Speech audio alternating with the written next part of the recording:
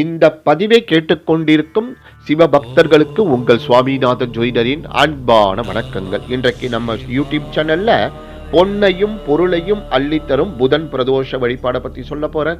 பதிவுக்குள்ள போறதுக்கு முன்னாடி நம்ம யூடியூப் சேனலை யாரெல்லாம் சப்ஸ்கிரைப் பண்ணியோ சப்ஸ்கிரைப் பண்ணுங்க, ஷேர் பண்ணுங்க, லைக் பண்ணுங்க. இப்ப பதிவுக்குள்ள போயிடலாம். புதன்கிழமை அன்று வருகின்ற பிரதோஷ நன்னாளில் சிவபெருமானை வணங்குவோம்.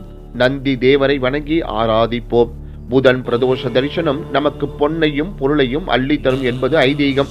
சிவ வழிபாடுகளில் மிக மிக முக்கியமானது பிரதோஷ பூஜை. திரியோதசி திதி அன்று பிரதோஷ நாளாக கொண்டாடுகின்றோம். திரியோதசி திதி மாலை 4:30 மணி முதல் 6 மணி வரையிலான காலத்தில் அன்றைய நாளே பிரதோஷ பூஜை செய்யப்படும்.